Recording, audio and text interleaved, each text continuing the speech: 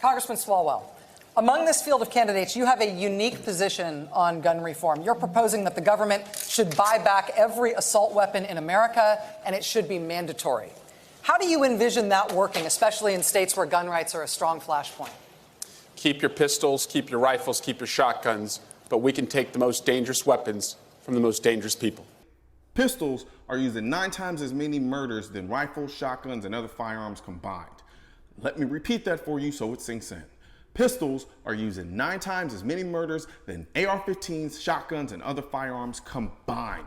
That means 100 people are killed with shotguns, AR-15s, and other firearms. That means 900 people will be killed with a handgun. Yet in 2019, at the height of Google search capabilities, Eric stood on a national debate stage and called the one gun used in less than 1% of gun deaths in this country the most dangerous weapon in the country.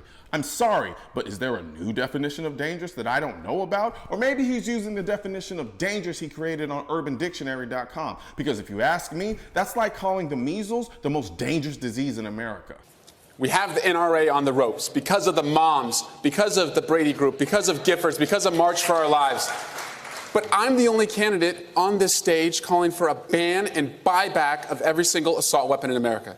He's literally bragging about confiscating in America, the same country that fought a revolutionary war against another country because that country in large part tried to confiscate the guns. And he's on stage bragging about wanting to do that exact same thing in the same country. Make no mistake, a mandatory buyback, as cute and innocent as it sounds, is nothing short of a confiscation. Come to think of it, it's extortion. Give me your gun for a fraction of the price and you won't get thrown in jail. That's unconstitutional as And this guy says it with so much confidence, as if the founding fathers would be patting him on the back for it. This is lunacy. I've seen the plans of the other candidates here. They would all leave 15 million assault weapons in our communities. They wouldn't do a single thing to save a single life in Parkland. Who's going to pay for this buyback, Eric? Let's say you offer $700 for each AR, which is about the standard price for entry-level ARs. Now, multiply 700 by 15 million ARs you plan to buy back. The same ARs that are responsible for less than 1% of the gun deaths in this country. Eric, the price would be so high, when you put it in a calculator, it has to read it back to you in scientific notation. Oh, and by the way, you talk about how not banning ARs wouldn't save a single life in Parkland where 17 people died. But how easily we forget the 33 people that died during the Virginia Tech shooting, where the shooter only used a handgun. But no worries. Captain Swallow's multi-billion-dollar unconstitutional buyback confiscation program of the least used weapon in gun deaths would also have saved exactly 0 people at Virginia Tech. Or do they not matter? I'll approach this issue as a prosecutor.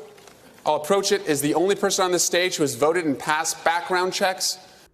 Wait, you're going to approach the issue as a prosecutor? So basically, you're telling all of the law-abiding gun owners that you're going to treat them like criminals. And here I was thinking you were running for president. Instead of this whole time, you were actually running to be the warden of the prison of America. But also as a parent of a generation who sends our children to school where we look at what they're wearing so we can remember it in case we have to identify them later. Yeah, that is pretty sad. Which is why people want metal detectors and armed guards at our schools. Because this generation of kids is being taught by people like you that personal accountability means nothing. And that if they go and shoot up a school, it's not their fault, it's the gun's fault. Instead of teaching kids the value of life and how to cope and not have a reckless sense of entitlement, or that if no one pays any attention to them now, all they have to do is shoot up a school and get all the attention they never had before because the media will single-handedly turn them into celebrities overnight. A generation who has seen thousands of black children killed in our streets. Wrong. Black kids have been getting killed in the streets for multiple generations, way more than any number of non-black kids killed in school shootings. You only bring up black kids' deaths to pad your gun death stats to scare suburban house moms into voting for more gun control, while you do nothing to address the socioeconomic conditions fueling the violence in the neighborhoods where these little black kids are dying. And a generation who goes to the theater and we actually look where the fire exits are. Eric, they're fire exits. You're supposed to know where they are in case there's a fire. That's why they're called fire exits, Eric. Jesus, who homeschooled this kid? We don't have to live this way. We must be a country who loves our children more than we love our guns. We do love our children, and that's why we have guns. Right now, there's a culture war against the Second Amendment, which is why I need your help spreading our message to counter their message. You can do this by leaving a comment, sharing this video, and click the bell and subscribe button. Let my voice be your voice, and let them know you want to keep America tactical, because the right to keep and bear arms shall not be infringed wasn't a suggestion, it was a directive.